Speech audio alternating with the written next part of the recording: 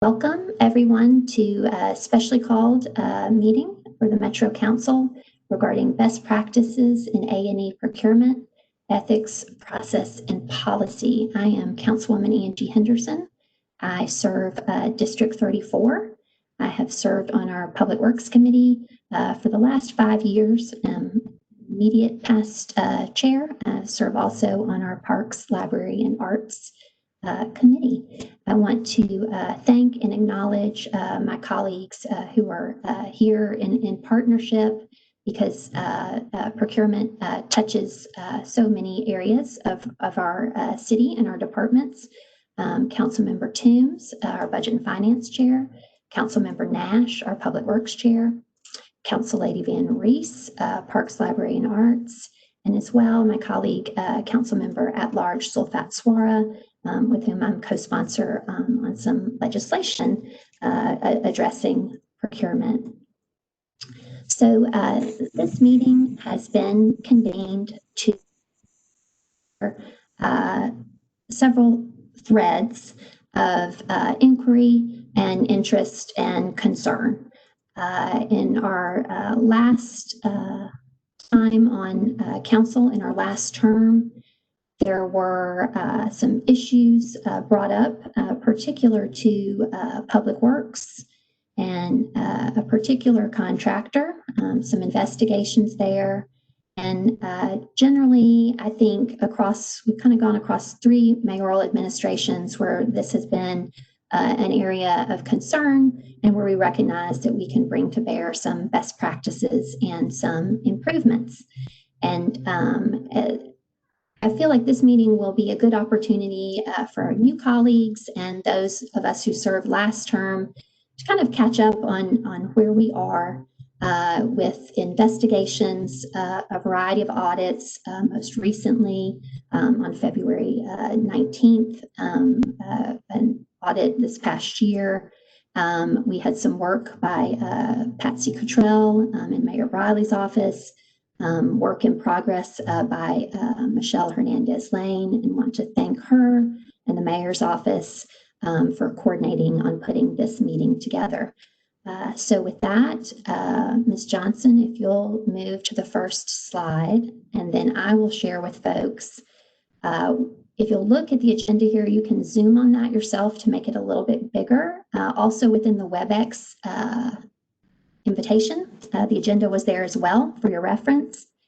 Because this is a large meeting with a very full agenda, we also have our question and answer box open, and that box will remain open for about 5 minutes after the meeting if your question was not able to be addressed, colleagues. So I will do my best during the question time provided at the end of Ms. Riley's presentation. It was our first question time, and I will look for raised hands and acknowledge you there. So with that, Ms. Johnson will bring up our next set of slides, and I want to introduce our Metropolitan Auditor. Ms. Riley joined us, I believe, in March of this year, fairly recently, and I've appreciated her work, and I'll wait here till we have her slide up.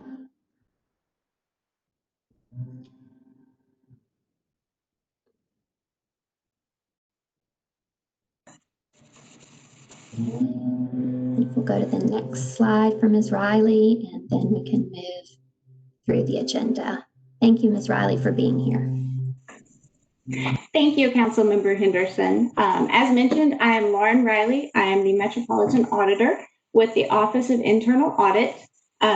Thank y'all for allowing me to speak today. I'm going to take some time to go through the work that the Office of Internal Audit has done over the past couple of years related to procurement and architectural and engineering vendors. Before I start, I kind of want to give a little bit of context to the work that our office does so that you can understand more about the projects that we did. First, you'll hear me talk about some of our performance audits. A performance audit is one that we put onto our audit plan. That means that when we go in to do the work, our capacity is building the scaffolding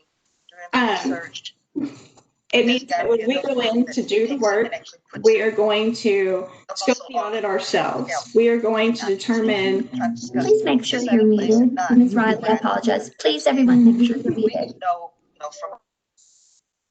It means that we're going to go in and we're going to look at the entire landscape of a process or a procedure, and we're going to scope the audit. We're going to look for risk areas and areas where improvements could be made. In contrast of that, we do investigations a small amount of our time. These investigations are always driven by an allegation meaning that somebody has come to our office with a specific concern related to either an individual or a entity, and could encompass anything such as fraud, waste, or abuse. These are very specific in nature, and when we are doing them, we are sticking specifically to the allegation. That means if someone comes to us with a concern related to a specific vendor or a process, we are only going to look at that process or that vendor. This allows us to get these done quickly and only and note other risks and areas. Both of these project types end in recommendations. We give the opportunity for management to respond with acceptance or rejection. If they're going to accept our recommendation, then we are going to ask for an action plan and a time to follow up when we would expect for it to be implemented. With that said, a lot of our journey kind of starts even before the timeline that you see in front of you. Our office issued in August of 2018 an audit of the procurement division within the Department of Finance. This audit was requested by the finance director. And so we looked at the entire process and selected different procurement methods and different procurements made throughout a period and made sure that they were in accordance with the procurement regulations and procurement code. We also looked at some best practices and trying to determine if the process was efficient and if it was what was expected. Through that, we came out with some concerns related to the documentation that was being maintained for these procurements, the need to maintain, to make supporting procedures for buyers or anybody who's actually using the procurement process so that we know that they're knowledgeable about what they're doing. Delegation of the authority to do certain events to our procurement officers or our purchasing officers. And also ensuring that purchase orders are tied to our contracts, or that requisitions are tied to purchase orders, which are then tied to contracts. And lastly, increasing the competitive bid limit to that of the state. This was to help with the efficiency within the procurement department. All out of this audit came 13 recommendations related to those areas of concern. And all 13 were accepted by the Department of Finance. Later, I'll get to the actual implementation of those. While we were wrapping up this performance audit, a request for an investigation came in May of 2018 from then Mayor David Briley. He had received some anonymous concerns related to the relationship between Collier Engineering and specific Metro employees, and whether or not the relationships that were there were causing preferential treatment to be given to Collier Engineering. This was our starting allegation. During the work, some sub-allegations came about.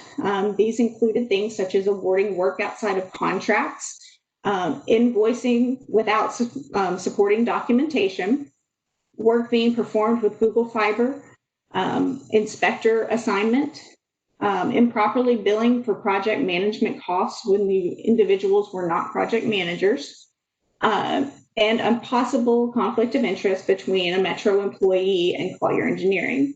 Additionally, during the work that was performed, an emergent allegation came about related to Metro Nashville public schools and sidewalk repairs that were being done and whether rework was being absorbed by Metro.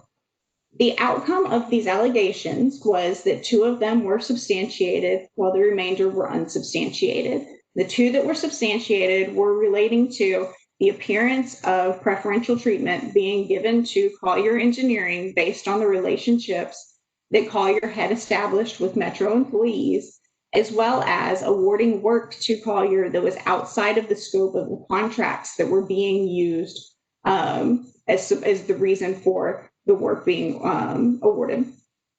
We had concerns around this investigation, and it came out with 7 recommendations. However, these recommendations were only relating to the 2 allegations that were substantiated. There were 3 that were related to, that were referred to Public Works, 2 that were referred to Metro Water Services, and 2 that were referred to Metro Parks. These recommendations had to do with our concerns around the appearance and eliminating the appearance of preferential treatment,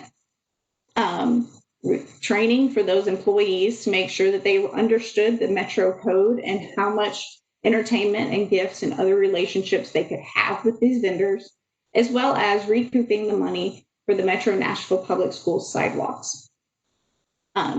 Since this investigation only encompassed Collier Engineering and was issued in October of 2018, in 2019, early 2019, Councilmember Vercher reached out to our office and requested an audit of some additional architectural and engineering vendors.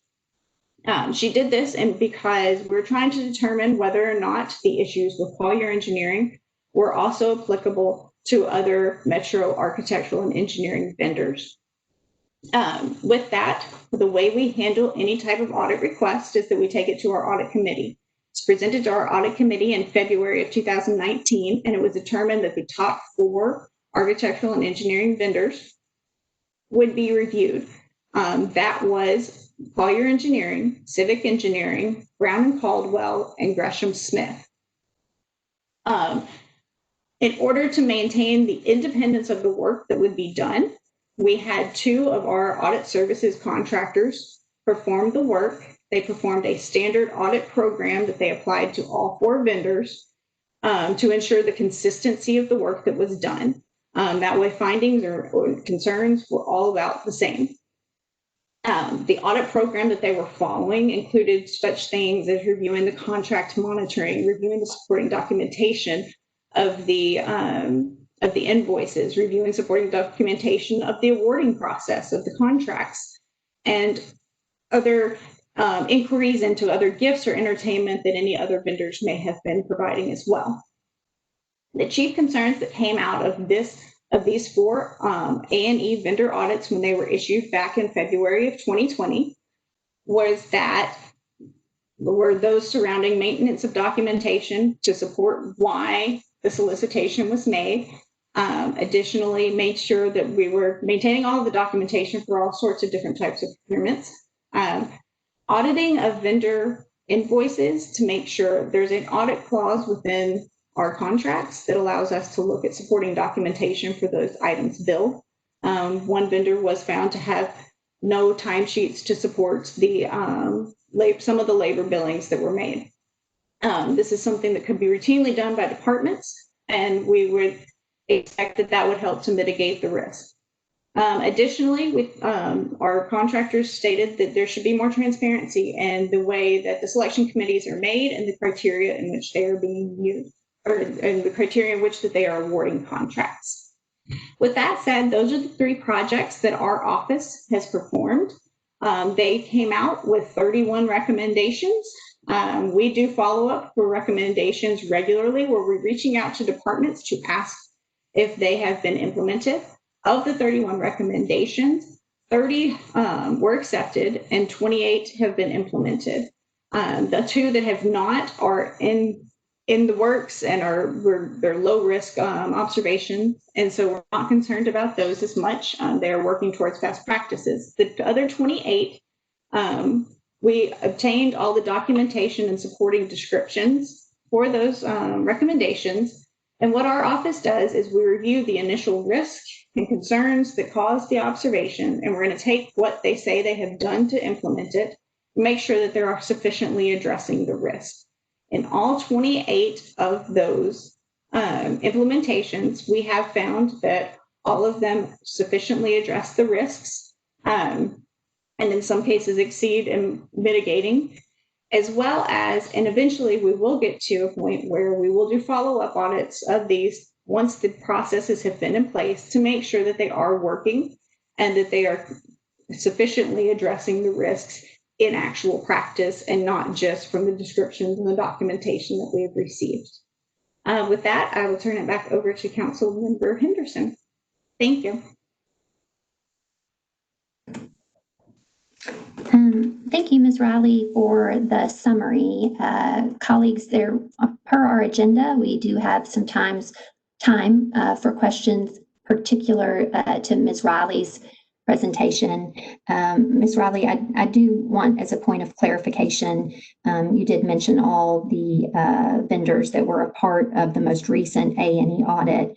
And I did want to clarify that the one vendor that you found to not have timesheets to correspond to their invoices, while Public Works internal process was implicated across all 4 firms, there was only one firm that they had failed to do that, right? And that was Collier Engineering. Is that correct? That is correct. And additionally, I will note that Collier Engineering was an anomaly for us within these vendor audits as well, because most of the other 3 vendors had electronic timesheets, whereas Collier was maintaining some. We had to look through our contractor had to look through PDF versions of timesheets, which was cumbersome and actually made it more difficult to even review them. And so, best I understand from our procurement code, it requires that contractors maintain these records, correct? So they cannot invoice if they do not have a corresponding itemized time. And so as I was reading the procurement code, I wondered, is that a breach of contract then when somebody does not maintain those time cards? Records? Being as I am not a legal individual, I can't say for sure. At face value, it would sound like a breach of contract, but it would be requiring a legal opinion in order to determine that. Okay, thank you. Okay, colleagues.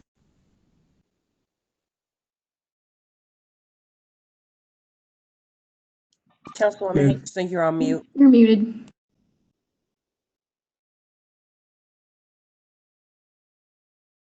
Still on mute there. All right, you'd think this many months in, right, we'd have figured all this out. But okay, colleagues, I'm looking for any raised hands for questions particular to what Ms. Riley shared. So that would be questions about the recent A&E vendor audit findings, previous investigations, anything particular to the outline that she provided. So if you have a question for Ms. Riley, if you will please raise your hand. Council Lady Porterfield, you're recognized. Thank you so much, Councilmember Henderson. Is there someone from legal on the call that can answer the question of if the timesheet issue was a breach of contract? I appreciate the question. This is Tom Cross from Metro Legal, and I don't have the contract in front of me, unfortunately. Most of our contracts would not be as specific as to require something on that level, though we always have the right to review their records, and the expectation would certainly be that they would be able to back up their invoices with timesheets and other appropriate documentation. Mr. Cross, by way of clarification, if I may, Council Lady Porterfield. So, I mean, we have our procurement code and the requirements there. Is it not assumed? I mean, and I think we should maybe consider, colleagues, our standard contract language, making sure that's very clear. But does, Mr. Cross, does the procurement code not apply across all contracts and anyone engaged in the procurement? So if there's not specific language to that effect, can one still be in breach of contract if our procurement code requires it?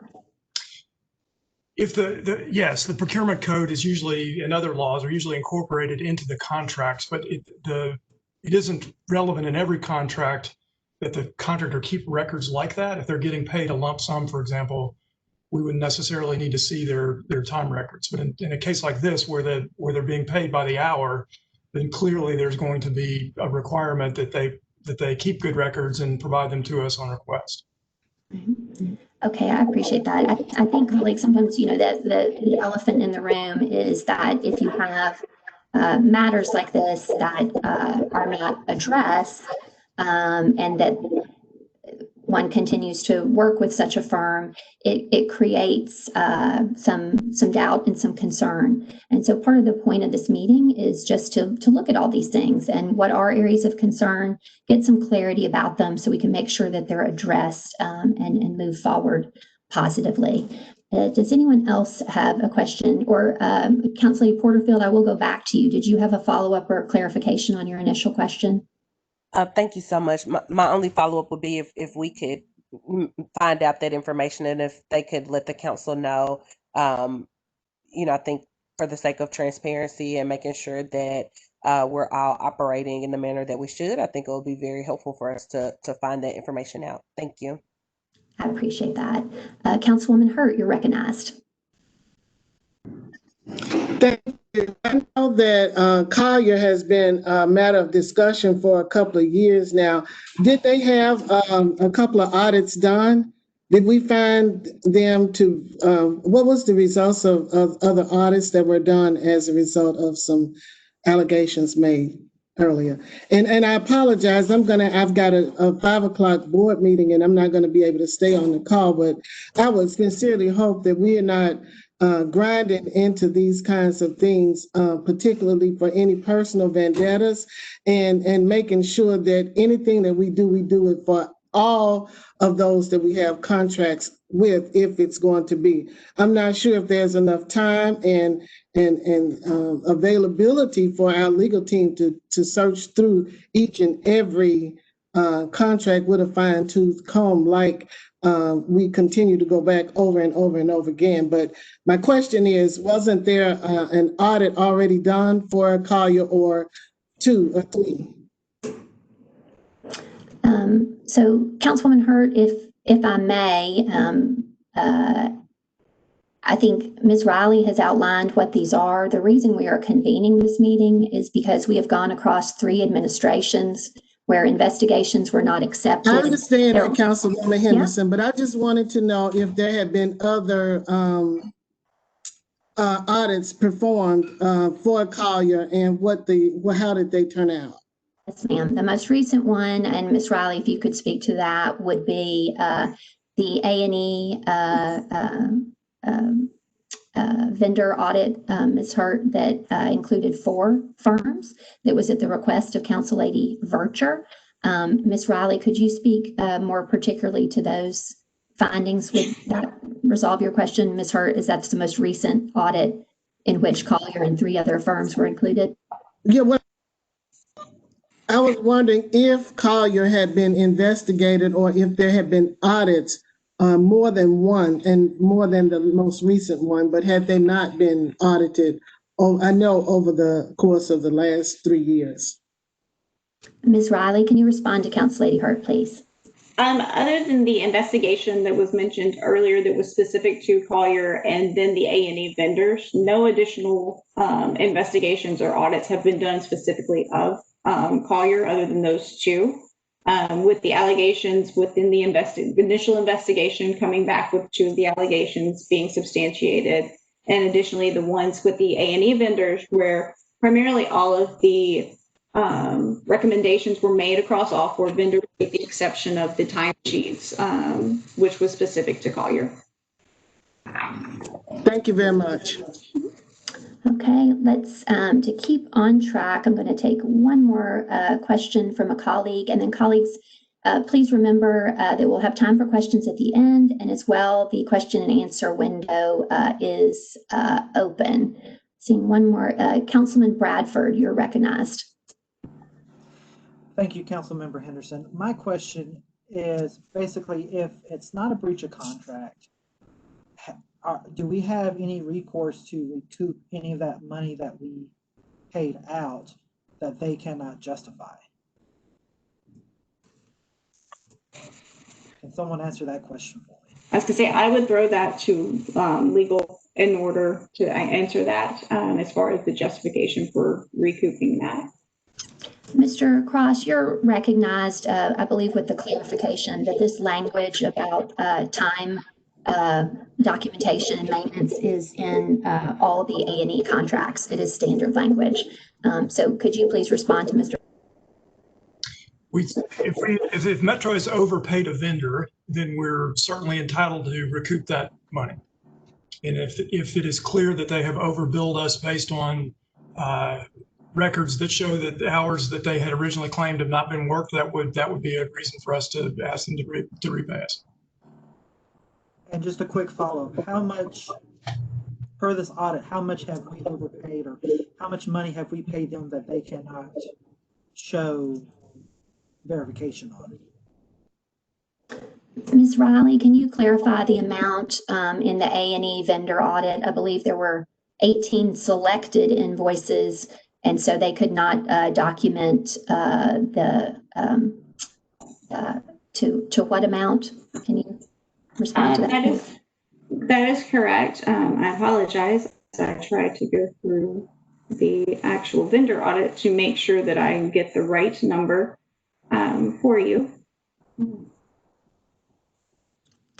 Long audit report. My recollection was it was close to $250,000. I was about to say, I believe that that's about right. There were a few different amounts that were noted in different individuals, and so I'm trying to make sure that I get the correct total amount. I apologize for taking this. I thought that I had this pulled up. That's okay. As you look for that, before we transition to the next section of the agenda, please continue, Ms. Riley, to look. Council Lady Allen, I apologize. Your hand was raised for a while. You're recognized. Thank you, Madam Chair. I know that at some point in this discussion, we've asked about the efficiency coupled with the potential for abuse for a 5-year just ongoing contract that is, I think, a somewhat common way to hire AE firms. Was that part of any of these investigations? I mean, with regard to best practices, and if the questions that are raised are outweighed by the benefit of having someone not having to go through the procurement process on a repeated basis? No. I'm sorry, I missed a little bit of that. If you could repeat, I do apologize. Yeah, so my question is about the 5-year contracts. I mean, my understanding is we'd had some extended contracts here. Was part of your investigation to look at the cost benefit analysis of that? Is it worth the risk to have that efficiency of procurement in place? We did not look at that. Okay, thank you. Mm-hmm. Council Lady Allen, I appreciate that question. Councilmember Henderson. Yes, Council Lady Suara. I have the audit report. Thank you. I had the audit report with me, and so I know that the auditor is busy. So the amount for the timesheets for Collier, part that audit report is $275,000, just for the 4 or 5 people that were not accounted for. So wanted to give you that information. Okay, so two colleagues for clarification, $275,000 on the selected invoices. Okay. On the timesheets. On the timesheets. Thank you. Correct. Council Lady Vercher, thank you for joining us. I'm going to, since you were the requestor on the A&E audit, I'm going to recognize you for the last question before we transition into the next segment of our agenda. Thank you, Madam Chair. I just want to provide background as it relates to the additional firm. So that was expanded because as a city, as a governing body, we don't want the perception to be for our policies that we are targeting one firm for one way or the other. So expanding the listing of the firms would allow us as a body to get a more holistic view of what's actually transpiring in our procurement workflow. Also, there's been a lot of talk about the timesheets, and I'm driving and I don't have the report before me, but we need to frame it within proper context. The accounted time that we were invoiced for we need to articulate the amount of the total amount that firm invoiced the city. So, without that context, that number is a big number. But if they've invoiced the city for, and this is just a hypothetical number, Madam Chair, for $200 million, and they can't account for 275,000, then that puts it in more proper context versus just throwing that amount out there without the context. Also, and I would say this lastly, because I know you're going through your agenda. Our procurement process have been heavily and extensively reviewed, both internally through peers from other respective cities too, and we have a very robust procurement process. I say all that to say, any proposed or future changes, we want to keep in mind those minority firms that's still trying to do business with the city that still can't because of the current procurement process that we have. So we want to make sure that we're not there's unintended consequences of everything when you start tinkering with policies as it relates to this process. And that's all I wanted to say, and just wanted to be on the record as it relates to that. Over my tenure of chair, I took hundreds of meetings with minority vendors and businesses and so forth, countless meetings with business and finance and the procurement division also. So I just want us to make sure that we're not inadvertently hurting those that we're really trying to help. And great dialogue and conversation, Madam Chair. Thank you so much for the recognition. Thank you, Councilor Vercher, and I appreciate very much the spirit within which the A&E vendor audit was requested. It was well thought to do that and include 4 firms.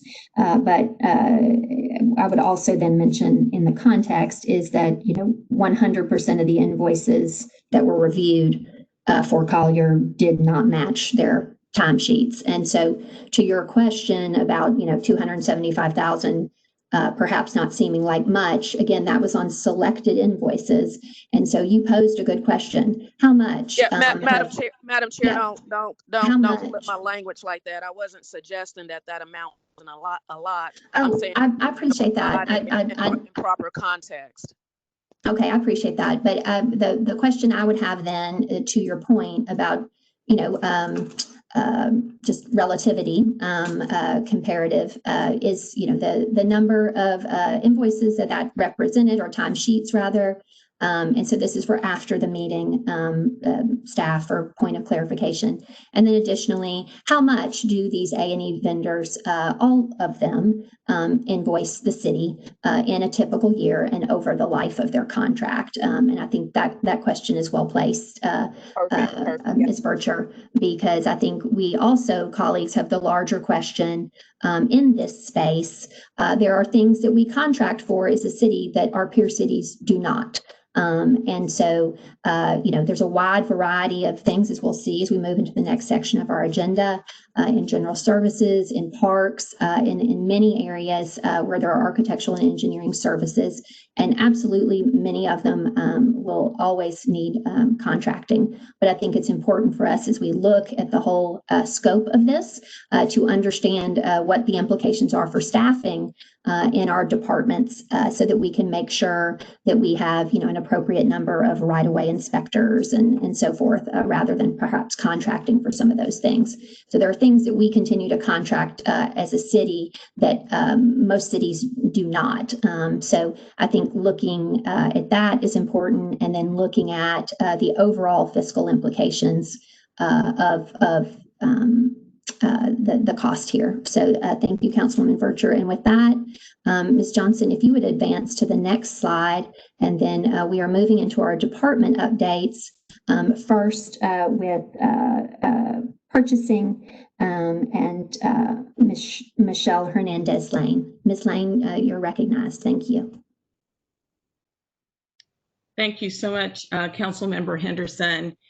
And I'd like to first just start out by saying that I do appreciate the opportunity to be here and to bring to these joint committees, the council and the community at large, really, information related to improvements and some steps that we've taken in light of the audits, in light of the investigation that Ms. Riley mentioned, and to make sure that folks understand generally what we're doing related to these improvements around A&E procurements, pardon me, but procurement as a whole, because it's applicable across the board. The Division of Purchases, I'd like to say first out, is compliant, with the law, of course, and is aligned with industry best practices when it comes to our A&E procurements.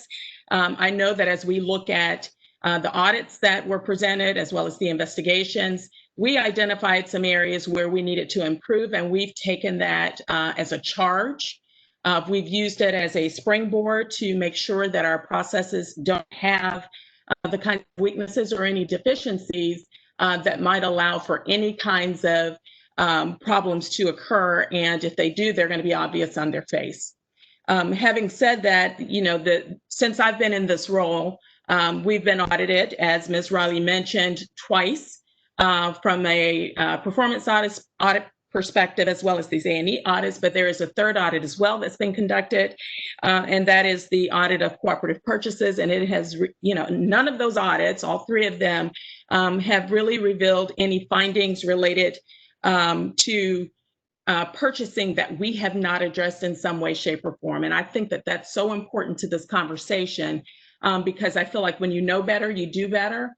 And what we learned out of those audits was that, there were some things that needed to be done a little better, especially around our performance audit.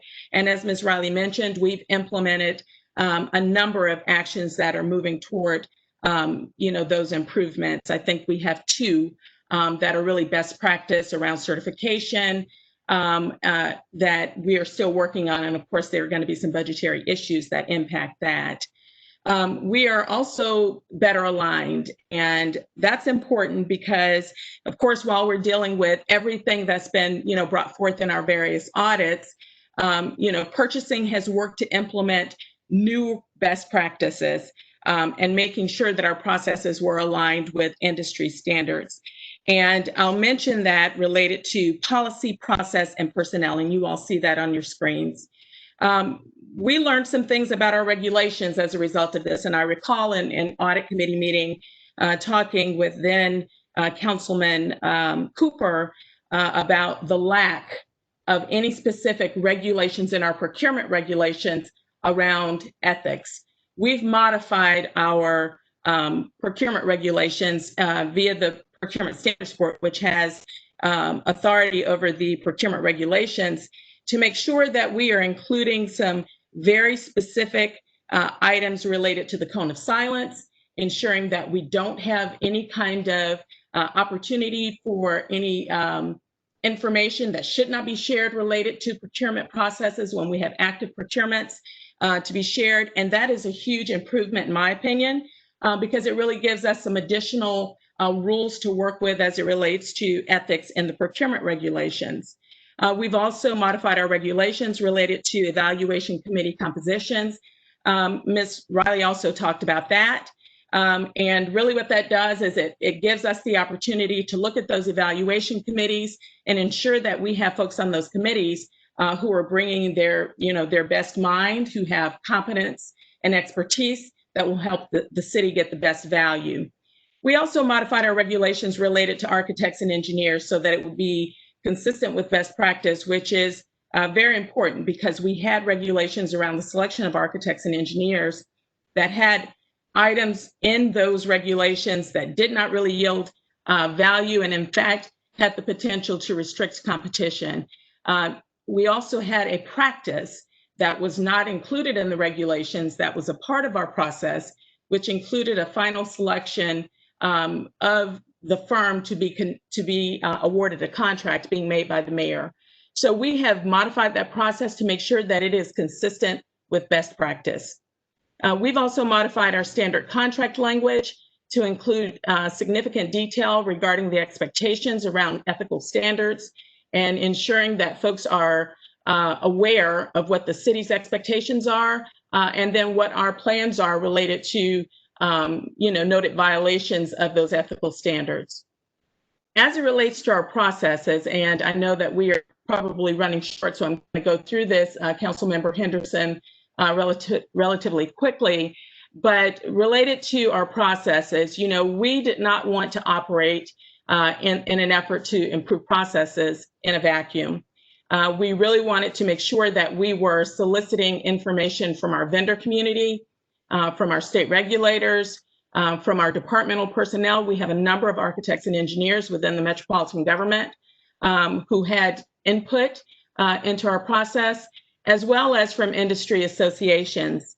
So we communicated with vendors, we connected with the American Institute for Architects, and we connected with the State Licensing Commission for Architectural and Engineering Examiners, and we discussed our process, and we solicited feedback. We held a focus group with departmental contacts and personnel to make sure that we were developing a process or recommending the development of a process that was consistent with best practice and what we knew from all of our stakeholders. And that process is now in play and has been approved by our Procurement Standards Board, as well as contract awards. I want to talk a little bit about this, and I alluded to this before, but I cut my teeth in government procurement back in 1997. That's when I first began to do this work. And the thing that was made clear to me was that procurement in government is one of those things that should always be above board and very apolitical. And so when we looked at the process that we have for selection of architects and engineers, it was very clear that there could be the perception that there was a political bent to that process, in so much as, the chief elected official was the one to make the final selection on some of those awards, and we could not find another city where that was, the process, and we did research. And also noting that those individuals who could actually be eligible to even compete and be awarded contracts had to be approved by the council in advance. And that also was a different process. So we made sure that as we looked at our contract awards, that we worked to make sure that, those were aligned with best practices, which is for professional services, let's look at the best value. Let's figure out how we get to a best value award and make A&E contracts for best value the same way that we do for all other professional services. And that's what that modification to the procurement regulations has allowed us to do. When we look at personnel specifically, on our purchasing team, we have really worked to ensure that we have sufficient training around ethics annually for all of our staff. That is an additional training that was not, in play before, because we want to make sure that all of our employees are knowledgeable about the ethics provision in the procurement code, and that they are understanding exactly what the expectations are related to ensuring that we have integrity in the process. We have also updated our confidentiality and non-disclosure agreements for all of our staff to make them more robust. We've updated evaluation committee member agreements to make them more robust as well, so that everybody understands what the expectations are. And we have training that we've developed for, of course, our own internal, purchasing employees, but we're working as well on picking back up our training calendar for our departmental personnel, because at the end of the day, they are the contract managers. We procure the services for them, ensuring that that competition and that process is consistent with the procurement code, and then the departments manage their contracts. We see an opportunity there for those departments to get some additional training to really help them be the best contract managers that they can be. There is one other item that I'd like to mention, but I will kind of defer that toward the end of the presentation if that works for committee members. And it is really related to the work that we've done around performance-based contracting. That really is our next, what's next in this process, and how we ensure that we are moving forward in a direction that ensures that Metro gets the absolute best and the brightest in our contracts. And from my perspective, that is true not just of A&E type contracts, architectural and engineering, but that's true for all contracts. So I'm excited to talk a little bit about some of the things that we're doing to really move in that direction. Thank you, Ms. Hernandez-Lane. We appreciate all of your work. Colleagues, in this segment of our agenda where we're giving our department updates, we're going to hold the questions till the end of this section of the agenda. And so with that, on our next slide, I would recognize Interim Director of Public Works, Ms. Shanna Whitelaw. Ms. Whitelaw, you're recognized. Thank you. I've been in my role for 2 months, so I'm very excited to be a part of this, and I've done a lot of learning in the last 2 months regarding a lot of these things. So I'm glad to report what we're doing. We've seen a lot of opportunity for improved processes, opportunities for realignment of responsibilities with skill sets, just moving sort of in a cultural shift of how we manage the contracts that Public Works has for A&E services. So running through the slides pretty quickly.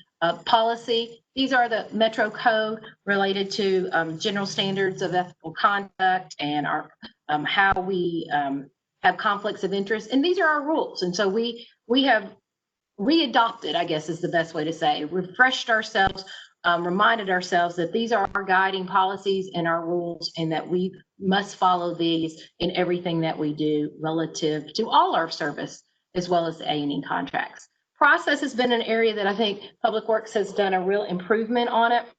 As you can see, periodic reviews.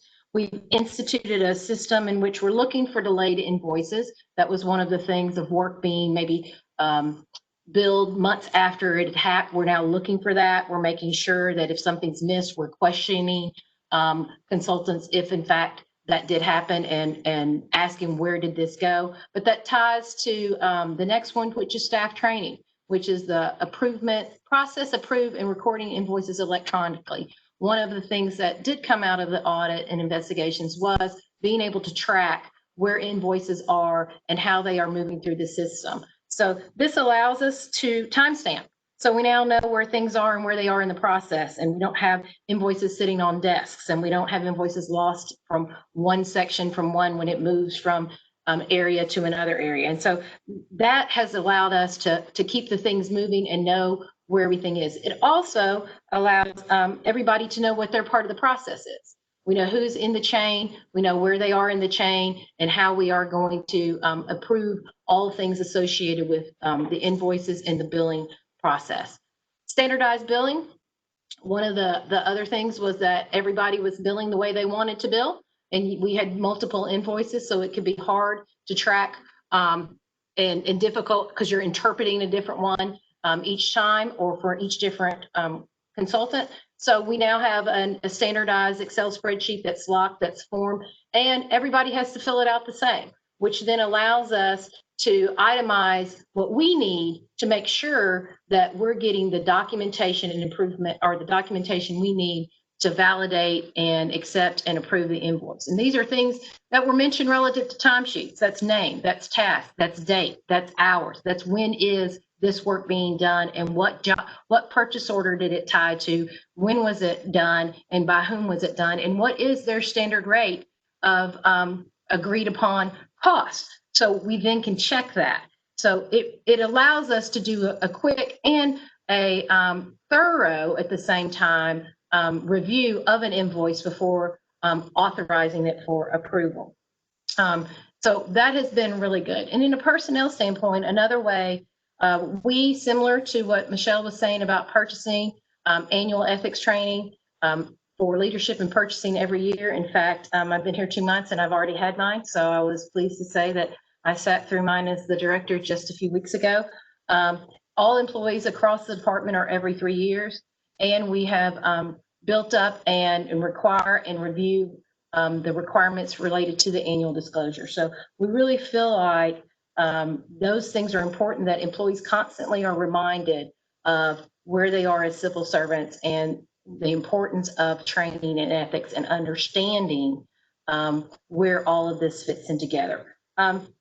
There's a lot of big steps in improving our process. I feel like we've done a lot, but at the end of the day, it really boils down to our commitment and our responsibility. You can have process all day long. If we don't follow it, it doesn't matter. So it is our commitment to follow the processes that we've implemented, to check and balance ourselves. We have accounting reviews, every invoice after it's reviewed by a project manager, confirming that this is the right contract, confirming these are the right hourly wages or hourly rates. So we are committed, and we are working from a responsible standpoint of these are our processes and we own them, and we will own them moving forward. So.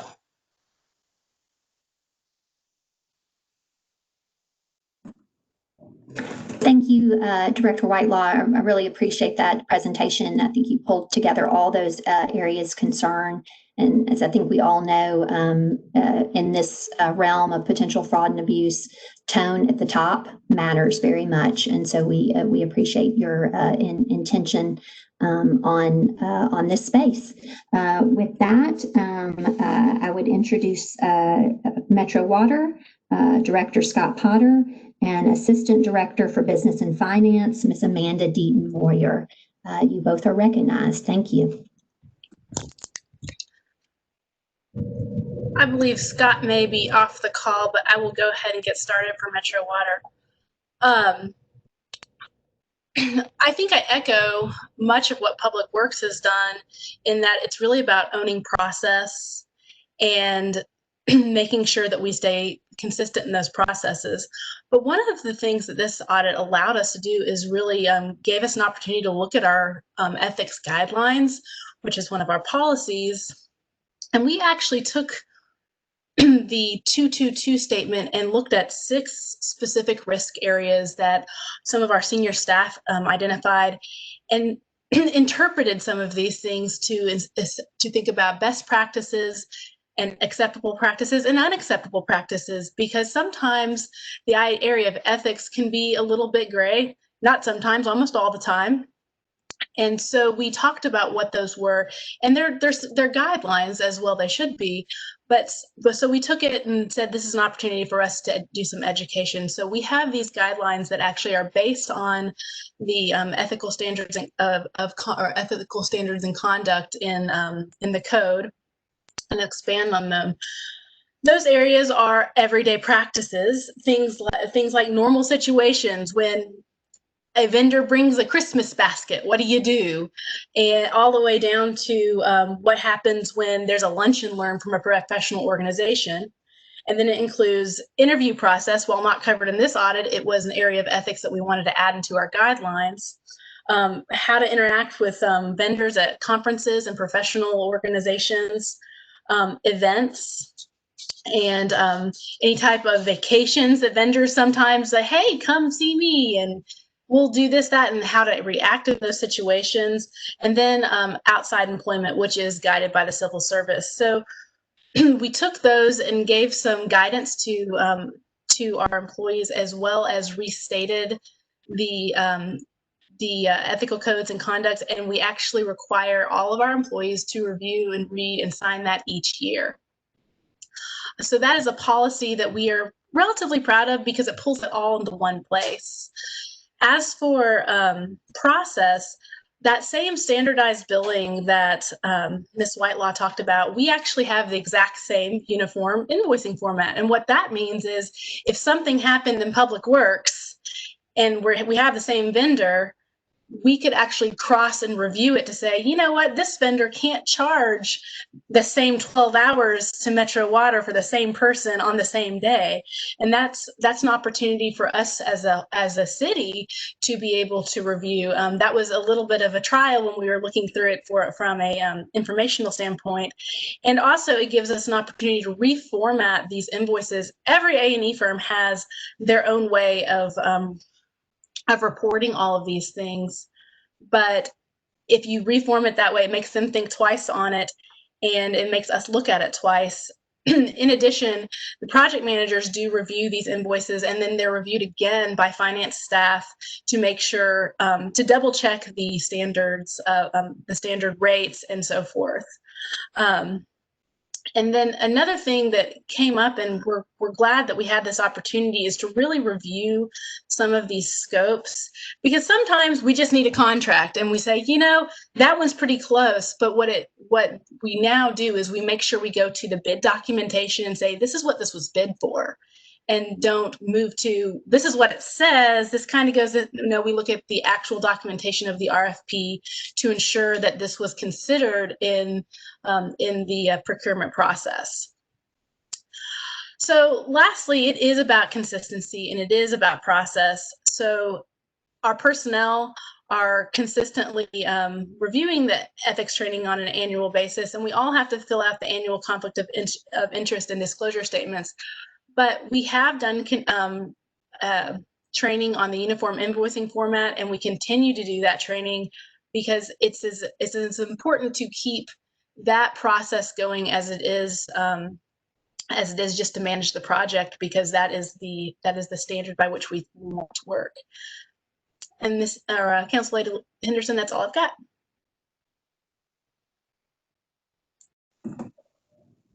Thank you, Ms. Deaton-Moyer. I appreciate that. And now we're moving to Parks, Director Monique Odom, and Assistant Director for Greenways and Open Space, Ms. Cindy Harrison. Ms. Harrison and Ms. Odom, you are recognized. Thank you so much, Councilmember Henderson, and thank you for this opportunity to present at this joint meeting. Before I begin with walking through the slide of our improvements, I wanted to address something that you had mentioned, Councilmember Henderson, which is very important in terms of why we use these A&E contracts, and it has to do with staffing implications. And so, so that everyone is clear, I think there may be some future decisions to be made, but one of the reasons that departments use contracts like these are because the types of expertise that are needed for various projects that may come to bear, be funded through the government, are not always housed within individual departments or even within the government. And so there we have a need for certain types of services from these organizations, from these companies. And so we have these contracts that list a number of services that we cannot therefore provide internally. Flip side is, again, when I mentioned decisions to be made, if a municipal government or state government would like to go through the exercise of having a staff of folks who are available for certain services, this may eliminate or certainly reduce the need for these types of contracts. But I did just want to mention that about the staffing implications, and I will move through my slide fairly quickly as well. But similar to the water department and public works, this was an opportunity for our department to make improvements. One of the things, and we start with policy at the top, and specific to the Parks Department, we have recently awarded contracts for A&E services, and we thought it would be a best practice to offer it to multiple vendors rather than a single vendor, just as a best practice. And then too, in terms of criteria of awarding the contracts per projects, we are developing a procedure that will allow for the equitable distribution of these contract awards in the department. So, and I'm specific about that because we'll look at it department-wide. We have 3 or 4 divisions in this department, separate divisions in this department that may have need to use a contract. And so what we do not want to happen and want to make sure of is that one vendor is not serving multiple divisions, particularly at one time, and that we give all vendors who have been awarded contracts opportunities to serve the department and work on projects. So we will be tracking that. We're working on a protocol and a criteria with procurement, and we will add that language to the contracts when we send them out for execution. In terms of process improvements, we already had a pre-approval process internally, but this audit and investigation gave us an opportunity to look at that process and really make it a bit more robust in terms of particularly internally determining what the project is, the scope of the project, and then as it relates to folks internal to the Parks Department, having those who need to be involved in the project and perhaps inform the project, give insight on the project, and which would inform the expense, have them involved. And also, we've always been pretty good about identifying the funding source, but that as well. So that is a process that we have strengthened. Internal review of invoices.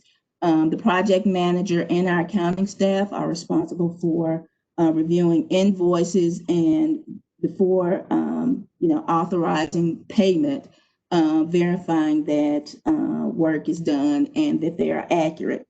And then we started probably sometime last year having regular meetings with the Metro Procurement staff, really to talk through any challenges, to really go through our list of projects, if there are any issues of problem solving that we need to do, and then to also ensure compliance on our part to make sure that we're doing the right thing. And then as it relates to personnel, our parks team, when I think Ms. Cottrell was here with the mayor's office as the chief compliance officer. Pardon me, chief compliance officer. She led, along with Metro Legal, a training for 75 members of our staff, an ethics in public contracting training. And that was for everyone who had in this department who had anything to do with the procurement process. And we will continue to offer that training annually. And then periodically throughout the year, there are reminders that go out to folks who are involved in the procurement process about, how you should behave when interacting with a vendor, what you should and should not receive, how you should, how much you should interact with a vendor, and where you should and should not go. What if there are gifts, of course not, that you should receive from a vendor. So we are consistently helping our staff to stay informed and engaged about this particular code that is applicable here. That's it. Thank you, Director Odom. I appreciate that. I think I've been really impressed with each department's presentation as we're moving through this. I think y'all have responded well to community concerns. I know Ms. Odom, there were some news stories a few years ago about kind of receipt of some gifts and tickets and things. And so I appreciate that you're doing this training. And, again, colleagues, please see that this is going across all departments, applying to everyone, and just making sure that we're doing better as a government in this space. So thank you, Director Odom. Moving on now to General Services, Mr. Mike Leonard in Design and Construction, you're recognized, sir. Thank you. Good afternoon. The Department of General Services, we use a system of internal controls for the management of all contracts, which includes A&E contracts. And as a department, I just want to say we embrace a culture of continual improvement and have welcomed recommendations from these recent audit processes. As a matter of policy, it's valuable for us to have tools in place that help us manage our contracts. So for example, one of those recommendations in the A&E vendor audit report was to create a template for invoices. So our policy now requires all vendors to follow our template for invoices that we pre-populate with a list of contract-specific categories and rates. So this recommendation really has helped General Services validate contract compliance and really reduce errors as for the vendor invoices as they come in. Regarding our process, in terms of our process and control measures, communication is an integral part of our A&E vendor selection and award. We provide written communication to all A&E vendors that includes a desired scope, requirements for submission such as methodology and price, and the selection criteria. And after selection, we again communicate to all vendors the selection results and notice to award.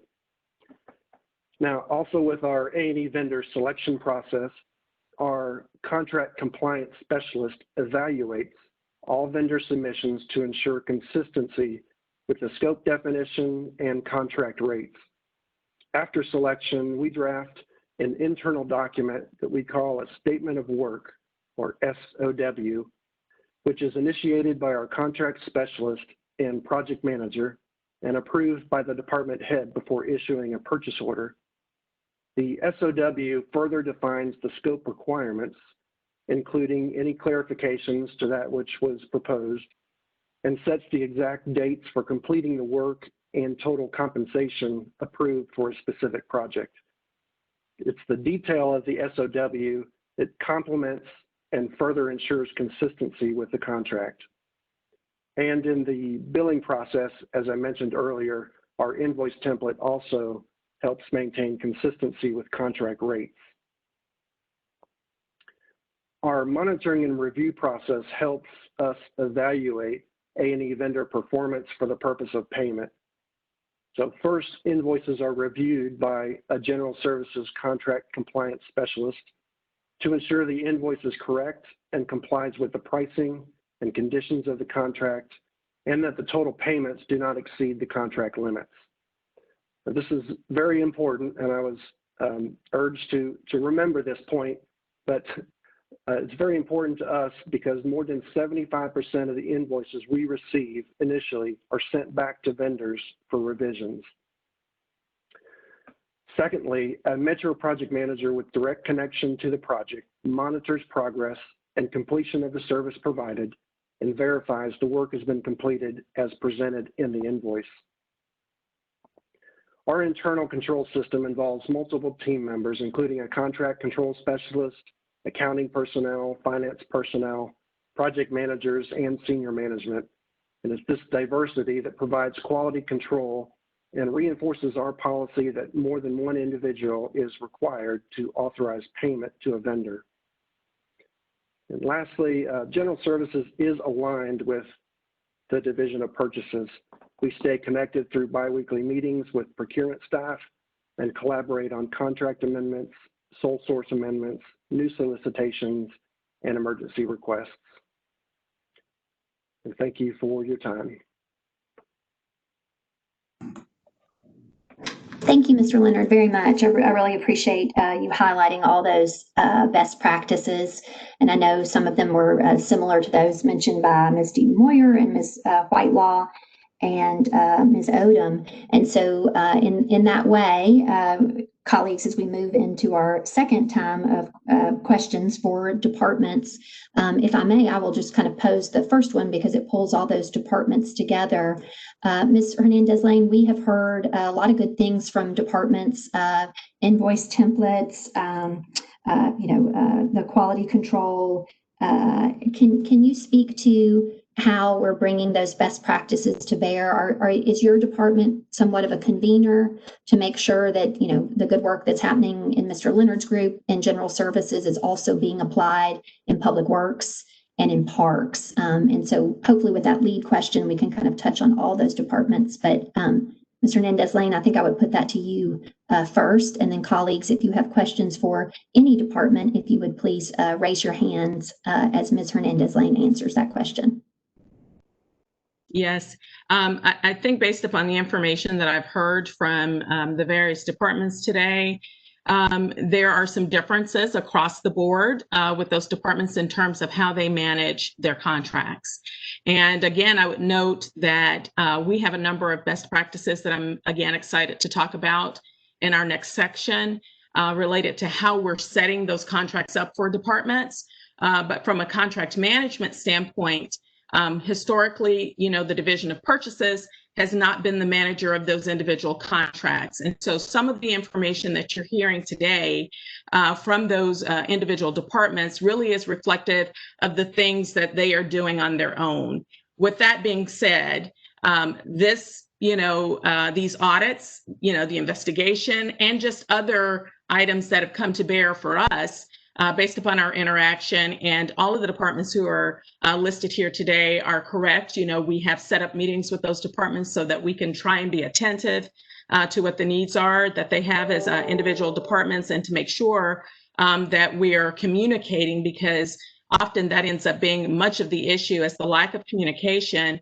But to the point of that, what we've learned is that there are some things that we can do to kind of hand the baton, if you will. It's not full-scale contract management, from the purchasing division, because again, those are the responsibilities of the project managing or proponent departments. But there are some things that we can do to kind of establish pillars for those departments related to key items that they should be looking at from a contract management perspective. And we've laid some of that out in our procurement manual, which is, something that we'd never really had as a metropolitan government for our departments. We laid out some items without going into too much detail, about make sure you do this and make sure you manage this, because each department has, different processes because they've got some different contract needs. And so we want to give them the ability to manage their contracts as is determined by what that specific need is being served by the contract. So there are some additional best practices, to your point, from a general purchasing perspective, but I respectfully request that, as we move into this next section of the agenda, that we really kind of talk through that there, because some of those items have been developed in conjunction with the mayor's office. And I would love the opportunity to make sure that we are, bringing that information forward to committee members and the broader council and community in collaboration, because much of it has been a collaborative process. You're on mute, Council. Okay, sorry. Thank you, Mr. Hernandez-Lane. No worries. Colleagues, are there any questions? If you do, hands raised for Ms. Whitelaw in Public Works, Ms. Deaton Moyer in Water, Ms. Odom in Parks, or Mr. Leonard in General Services before we move into our next section. Does anybody have any questions? Okay. Thank you to those departments for presenting. Ms. Johnson, if you will advance to the next slide. And okay, our next section on continuous improvement, best practices to further performance. So we got a segue there. First presenting is from our mayor's office, Ms. Faye DeMassimo, Senior Advisor for Transportation and Infrastructure. Ms. DeMassimo, you're recognized. Thank you so much, Councilmember Henderson, and I appreciate the opportunity to support much of what you have heard in the earlier presentations. Mayor Cooper has the strongest commitment to the highest standards of performance and integrity, and we've been working closely with Michelle Lane, and in particular with Public Works and our other infrastructure partners, to ensure that these issues and so forth that have been come up in the past have been addressed quickly and fully. As has been mentioned by many of my colleagues here, we've worked with Michelle and her leadership in procurement, particularly around best practices in procurement. She mentioned 2 reforms that are coming forward for consideration, or coming forward, with regard to the mayor's role and council's role and how that part of the procurement practice.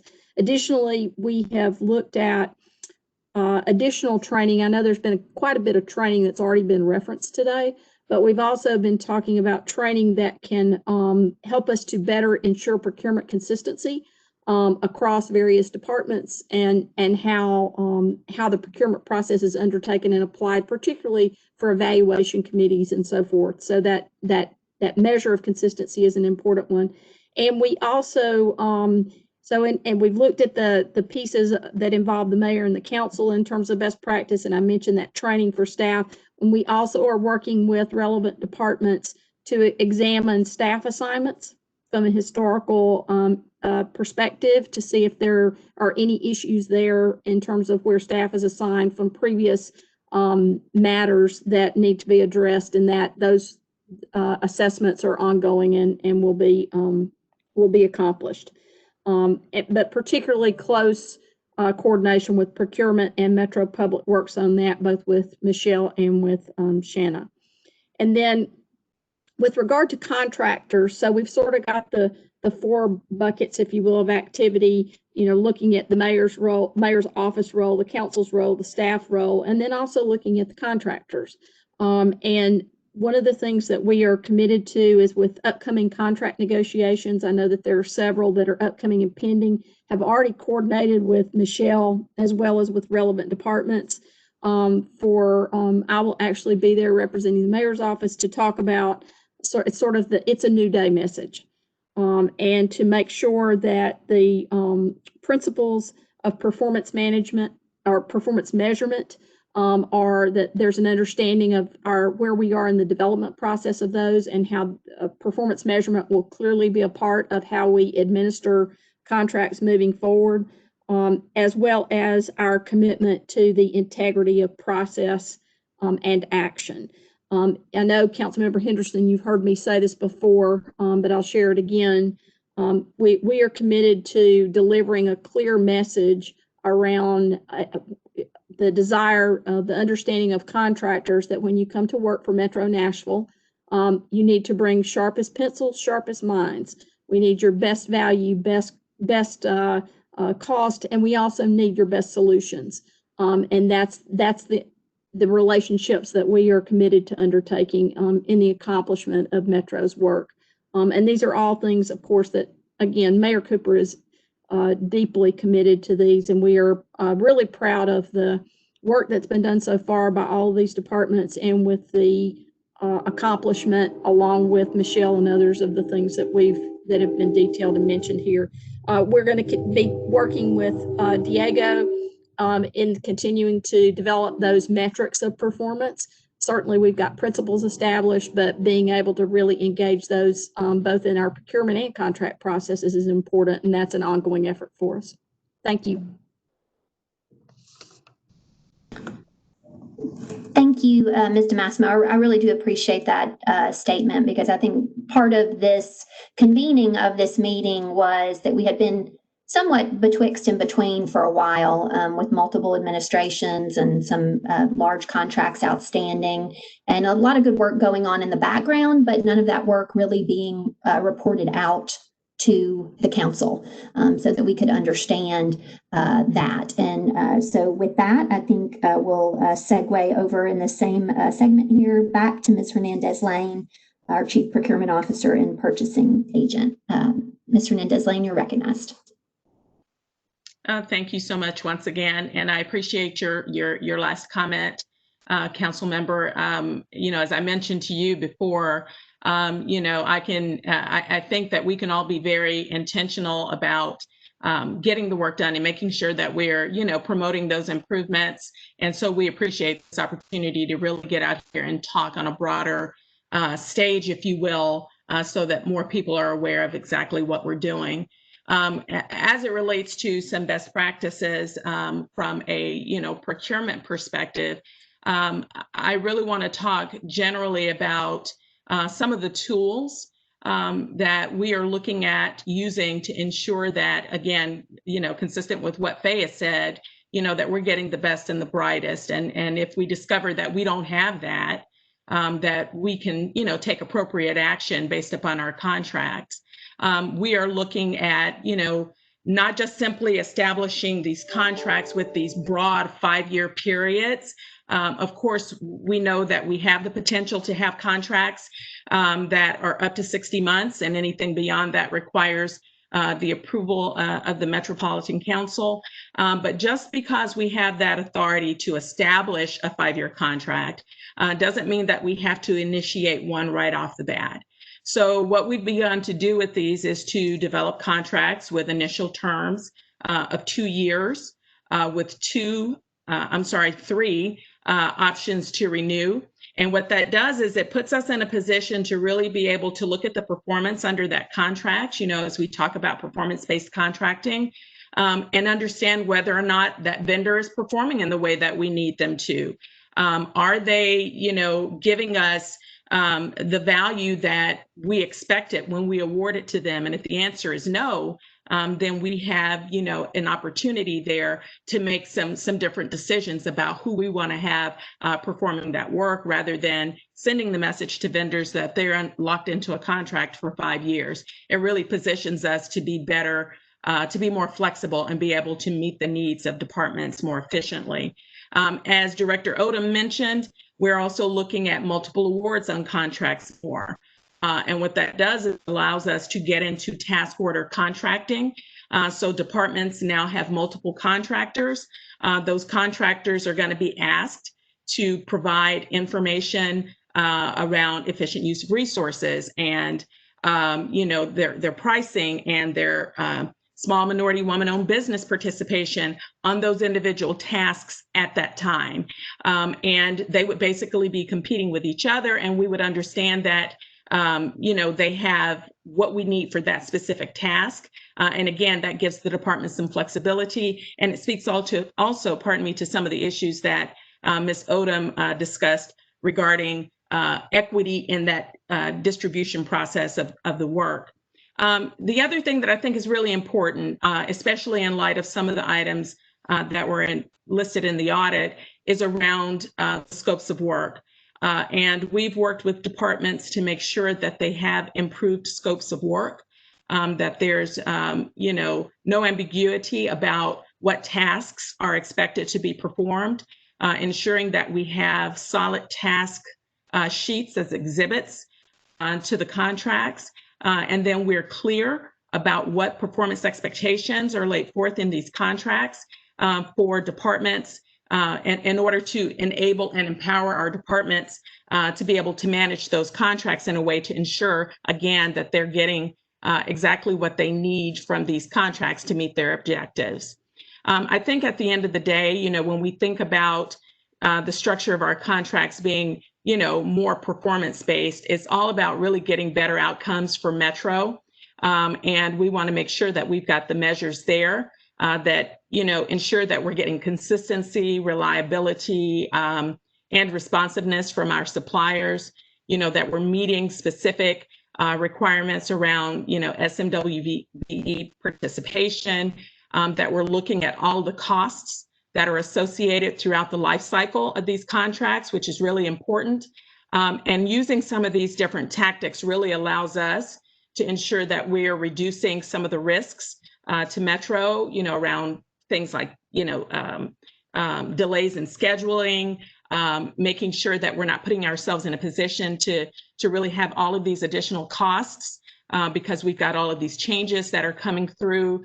And we really just want to make sure that we are minimizing some of those risks and putting ourselves in a position to really get the best value at all times. And I think that if we, implement these, types of practices that I've discussed, it really positions us to be able to control the process better and to make sure that we're moving in the right direction. I appreciate that, Ms. Hernandez-Lang. Thank you so much. I also appreciate that you kind of called out specifically, I think, what Ms. Cottrell and Mayor Briley's administration referred to as a scope creep, where, when you had a kind of 5-year contract that might have had a reference to sidewalks and how was that interpreted. And so I know that has been something that has been a community concern. So I appreciate that there's a specific focus on that. As I reflected on some of the department presentations, Mr. Leonard's presentation when he was talking about all the various steps, and then it made me think also of Director Odom's presentation just on staffing, and just kind of right sizing departments to support these efforts. It sounds like Mr. Leonard and his group in general services, they're very well staffed, I would imagine, because they're doing some very major construction projects. And so to your point just recently, Ms. Lane, about giving the departments the support that they need, it's often been a question of mine, particular to Public Works and who's assisting Public Works, say, in procurement. Really, what is best practice in writing these contracts for the whole host of these kind of infrastructure delivery things. So I hear what Mr. Massimo is saying as well. And so I'm glad that we are responding to the community concerns, acknowledging them and making sure that we're implementing things. I guess my question would also be, Ms. Lane, who, and I think when we think of our council committee structure, right, and the oversight that we have, so it's very obvious we have a Public Works committee, and that is water and Public Works, and we have a Parks committee. Councilor Egan Reese is on the call. You all are a division of finance, and Ms. Toombs is here on the call in budget and finance. So when you're kind of setting up these measures. And I don't know, Ms. Wilson, if you might want to opine on this around Diego's work on performance metrics. How are we going to kind of come back? I appreciate, this is a stepping off point, right? Because there's been a lot of good things happening in the background that council was unaware of, and the community had been so concerned about some of these procurements and contracts that I felt like it was really a cloud over this space. So part of this convening is to get some sunshine in here and talk about best practices. And so I wonder, it's great to hear all about this, but how are we going to kind of keep reporting back to make sure that, how are we going to kind of track this to make sure it's working? How does that, I appreciate the acknowledgement of communication, sort of just that feedback loop. Ms. Wilson, do you want to speak to that, or Ms. Lane? I welcome either of you to speak to that. I'm happy to start, and then I can hand it off to Michelle, perhaps. One comment I wanted to make to you, Councilmember Henderson, just to make sure that we're being very transparent and fair to you. This is a journey, and we're clearly made some really great progress, I think, on this journey. We still have a lot of work to do to go from where we're at today in terms of having, as Mr. Massimo explained, principles around performance management that we can articulate, to having and beginning to formulate metrics for these contracts, to having kind of a full bore of metrics across all of the procurement contracts we do. It's going to not happen overnight, and we are going to continue to work hard on that. The nice thing about the category of our A&E contracts is they all fall into an area of transportation and infrastructure in particular, which Mr. Massimo has been leading cross-departmental meetings around, and that will create opportunities for us to be working thematically with Diego Ugarte and the Office of Performance Management to bring those metrics in. But I do want to be clear that there's a lot of work ahead of us to do this right and to really do this well. As we get into other areas, we're going to have to look again continually for themes. A&E contracts are very different than other types of operational contracts, and we're going to have to work with Michelle and her team in making sure we're evaluating the right approaches there along the way. But this is a substantial amount of spending for us, and it's the right place for us to be starting, both from the legacy of challenges that we've had and the momentum we've already had in undertaking a lot of correctional actions already, as shared today. So I don't think that answers your question about reporting into council, though. I don't want to opine on how council organizes itself. itself and the appropriate way to do but appreciate the meeting today. And if there's a future work session or a future opportunity for status updates, I think whatever committee structure that is or whatever cross-committee structure that is, please count on us to participate and to continue if something like that could work. I appreciate that, because I think, again, you alluded to it, and we've said this before, I think this space has languished somewhat and been kind of an Achilles heel for Metro, both in people's kind of faith in government and just in, on the fiscal side of things. So I know your administration is working on it, but I think now really is the time to lean in.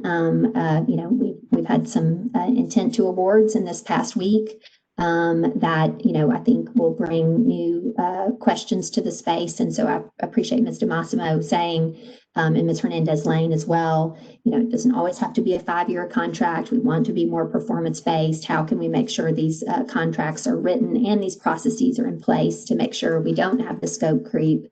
We are, invoices are appropriate, and so forth. And to that end, as it relates to kind of council and other steps forward, as we segue, colleagues, we're coming to the end. So if you do have any conclusionary comments or questions for anyone that's spoken here today, please be thinking about those.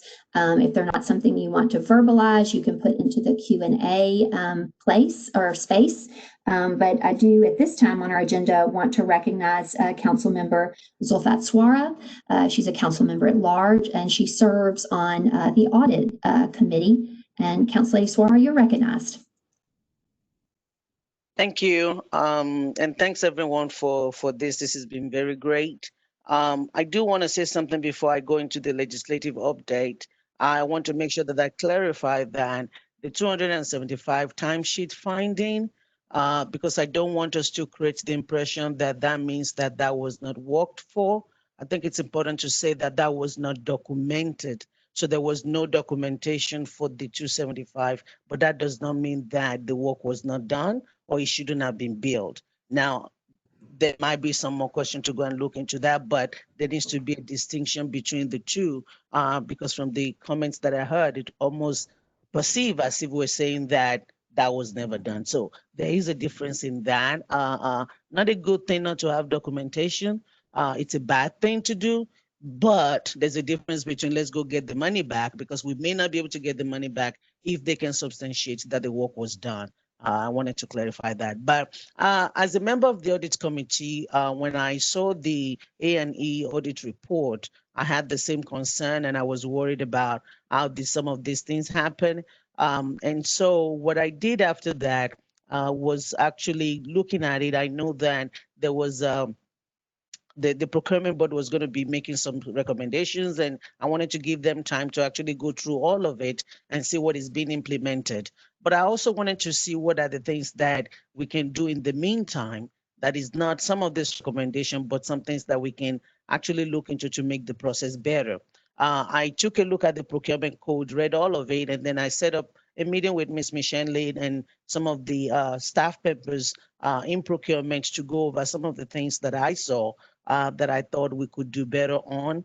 And a lot of what was in the audit is being covered. But one of the things, a couple of the things that we've been able to agree on, which is some of the bills that have been put forward, some are in the works. One of them was the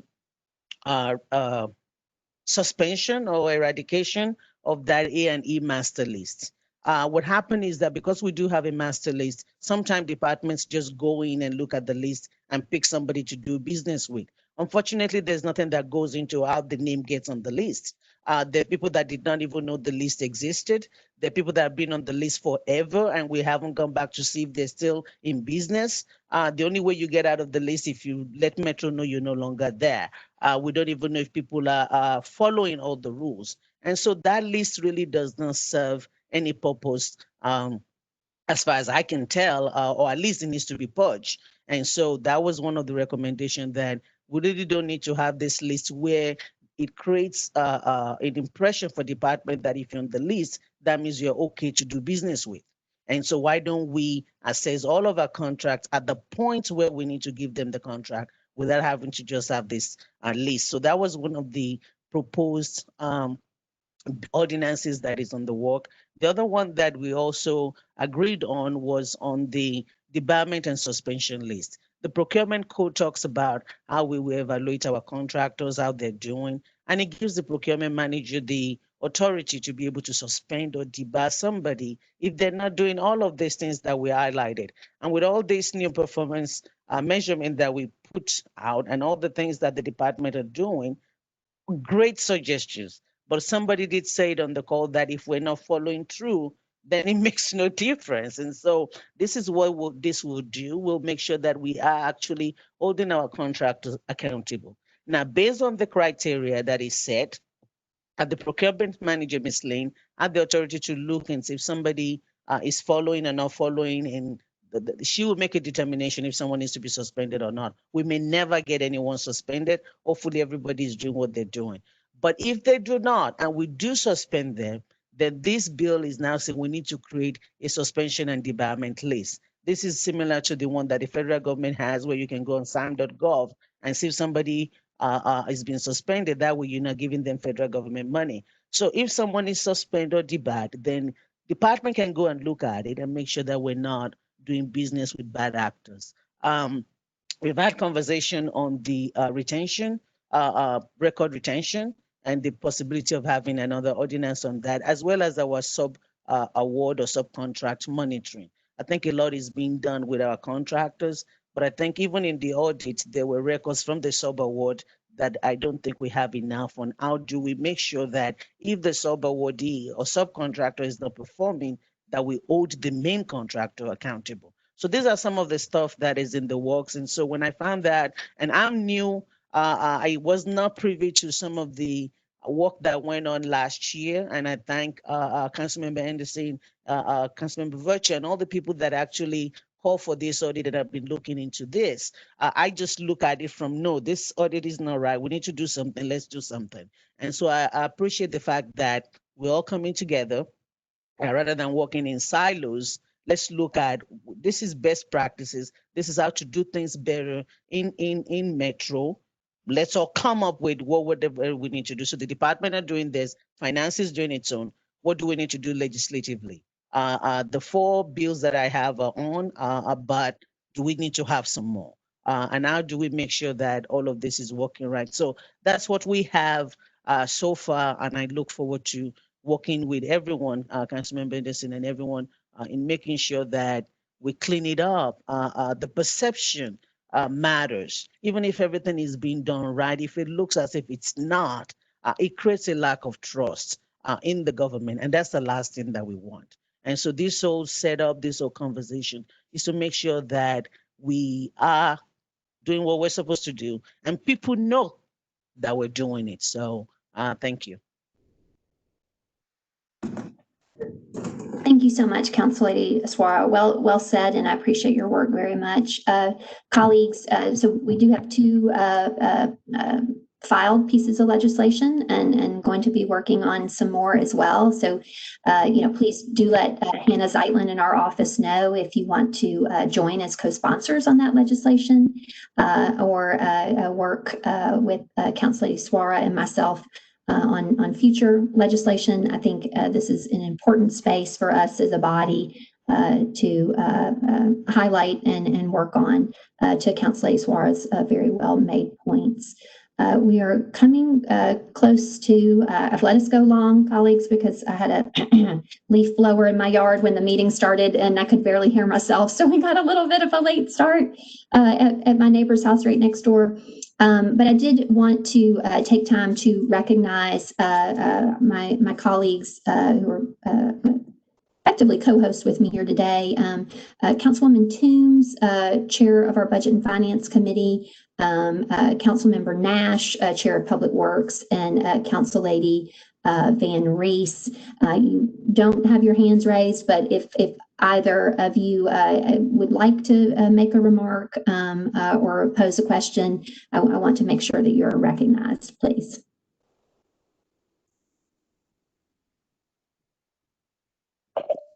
Thank you, Councilwoman Henderson. I don't have much to add. This has been a learning experience for me to learn the history of how we got to this point and what changes different departments have put in place. I'm very glad to hear. It sounds like pretty much everyone is on the same page as far as trying to be more transparent and trying to make sure that we're contracting with good companies. I'm also I like the legislation that Councilwoman Suara has proposed, and I look forward to working with you to make the process even better. I'm particularly interested in minority contracting. We haven't talked about that much, and so I'm looking forward to future conversations about that, because we definitely want, as we're making changes, we want to keep equity at the forefront. So looking forward to further discussions about that. Thank you, Chair Toombs. I concur and appreciate that. Councilwoman Hauser, you have your hand raised for a question. You're recognized. Thank you. Yeah. Thank you. Yes, I do have questions in regards to if we have a contract with a vendor and it isn't going well. The contract may be 3 years, 5 years, whatever. Let's say 2 years in, we realize they aren't hitting their targets. We are not happy with them. One, are there provisions to canceling that contract and bringing someone else on? And then two, if that decision were to be made, are there provisions that require the contract, the company that currently has the contract, to pass on all information to the contractor that will be taking over? And the reason I bring this up is I had worked for an organization that had contracts with the state. And before I came on board, I had heard a pretty horror story about how the state had really wanted to go with another vendor, but the vendor that had the contract basically just withheld information so that the new vendor they were going with could never really get up to speed. So they had to go back to the original vendor. And I just want to make sure we don't get caught in that kind of situation. Has that been included in any of our processes? And if not, is that something that we could include? Ms. Hernandez-Lane, can you speak to that? The question of transition between contractors and retention of assets and information to make that a smooth retention. Is that part of our process that's outlined? Can you respond to Ms. Hauser's question? I can. Councilmember Hauser, you had two specific points there. There are provisions in every contract that allow us to terminate the contract, and that could be for cause. If something's just not working out the way that we need, or for convenience, even for funding availability, but for cause, or convenience, we need to give a 30-day notice. Now, if we're looking at a situation like what I described before, where we get 2 years into the contract, and that's why it's important to be able to have these contract terms written this way, so that we can look at performance after an initial term, and we don't have to wait for some specific term provision or to use the 30-day notice or et cetera. We can just simply allow that contract to expire because we're not getting the performance that we need from that contractor. So we do have provisions currently in place, and we're bolstering that process to give the city, to give our departments more flexibility and more authority to use those contracts to get, efficient services and performance-based services, so we can make sure that we're getting what we need. The other item that you mentioned was requiring contractors to provide information in the event of a transition, whether that's because the contract is terminated normally, or because we've decided to terminate the contract. And all of the information that is relative to that contract belongs to the city. We have provisions written into the contract that specify that the contractor should turn over all of that information related to the contract and its performance to the city upon request. And they are required to maintain that information for a number of years upon the completion of the work or expiration of the contract. So even you know, even if it were just a naturally expiring contract and you wanted to make sure that you had all of the information needed to transition to a new contractor, we do have access to that information. It may not be as simple as turn it over to a new vendor, but it will be as simple as turn it over to the city, and then we can use that information as our own to assist in the transition to a new contractor. Thank you, Ms. Hernandez-Lane. Councilwoman Hauser, does that answer your question? Do you have any follow-up? It does. The other question I have, because since I had witnessed a situation that this was not handled properly and it was not good, is there any kind of teeth in our contract such that if a vendor really doesn't turn over the information in a timely manner or is complete, is there any repercussions back to that vendor? I would certainly defer to the law department, though I do think that there are some legal implications related to that, but I would defer to Mr. Cross. Mr. Cross, is that perhaps a follow-up that you could do with Councilwoman Hauser?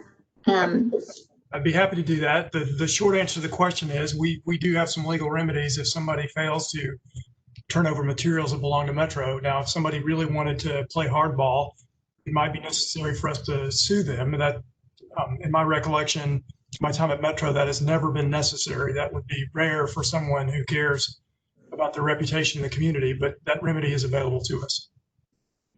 I appreciate that. I have a community question, and then Councilor Van Rees, I see you, Chair Van Rees. I will recognize you in just a moment. Community question about multi-awards. Those were addressed by Ms. Odom. I believe there's a multi-award contract in parks, and then just recently in this week, an intent to award for construction and engineering inspection a 4 or perhaps 6 multi-award there. Ms. Hernandez-Lane, I know in some ways when you look at that, you think, oh, you know, more people, more work, equity sharing, good stuff, finding somebody who's kind of the best fit for this or that. But can you speak to also the concern that, you know, you might kind of fall into the habit of sort of choosing a certain contractor over and over? How do you have a transparent process wherein, you know, whether by, you know, round robin or number drawing, or, you know, that you're giving a very clear framework on how folks will be chosen. So there, again, that perception of fairness is there. And I don't know if that's, Ms. DeMassimo, you spoke to that a little bit on our current intent to awards and how those might be looked at to be really tightened up. But then, Ms. Hernandez-Lane, I feel like you spoke to that earlier. So could somebody just sort of speak to fairness in multi-awards, please? Yeah, I think that you set it up quite nicely when you said establishing a framework. And that is exactly what Director Odom was mentioning, having that framework that ensures equitable distribution of work. We know that conditions change over time, and some vendors, you know, their availability may wane, or, you know, we may, you know, see that they don't have quite the most efficient use of resources on a specific task. And being able to solicit on each task order allows the department, one, to get the best pricing and the best value there, but to also be ensuring that they've got that framework set forth in the contract so that all vendors understand exactly how they're going to be soliciting, you know, individual task responses is the best way that I can mention it.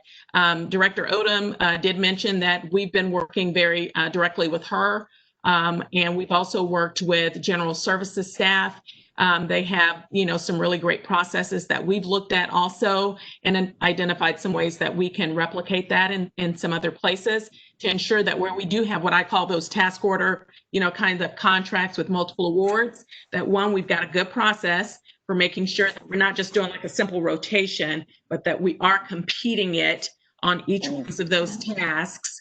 And then two, you know, that we've got that in the contract so that everybody knows what the rules are. You know, we've got everything squared away in the contract, and you know exactly how we're going to be making awards on those individual tasks. So that's what we're working toward right now. As recently, I think it was the end of last week, we were working through developing that hybrid process so that we can include those in these multi-awards. Councilmember Henderson, this is Faye DeMassimo. I just wanted to mention one other thing. In my past experiences, exactly what Ms. Lang just described is what we've done. Task order contracts really afford you a great deal of flexibility and adaptiveness to workload and scope of work and all those kinds of things. But and Ms. DeMassimo, for the general public, when you say task order contracts, can you maybe describe that in another way just to make sure everybody's understanding task order? When there's been multi-awards under a particular kind of scope of activity, for example, in the one you just mentioned, construction, engineering, and inspection services, everyone has competed and demonstrated that they have the capability and resourcing to deliver those. And because of workload or because of, you know, whatever it might be, you've got a number of different of opportunities. But I've done two different things in the past that I would mention. One is to be able to utilize it in that fashion that Ms. Lang was just describing, where you do go through sort of a round robin, you keep the work moving around when it's a very uniform kind of work that's moving forward. And you're in an effort to be sure that there's equity and you're fully utilizing the capacity amongst all the eligible firms, you are awarding in sort of a round robin fashion, but it still affords you the opportunity, if you choose to, and depending upon what the actual assignment and scope of work is, to be able to compete for a better price, better prices even on things, and as well as to be able to select a firm that might have some particular bit of expertise that another might not for a task at hand. So it's a very good tool for efficiency and effectiveness of delivery and management. I appreciate that. Councilwoman Van Rees, Chair of our Parks Committee, you are recognized. Thank you. A couple of things. I want to give a shout out for the way in which, in particular, parks, libraries, and arts work so well together on mutual projects and the way in which they can all mutually benefit. And of course, as we know, in the last 5 years, even seeing a significant way in which the silos have come down between public works and water. And I think that all of that helps in this, and it was not easy to do.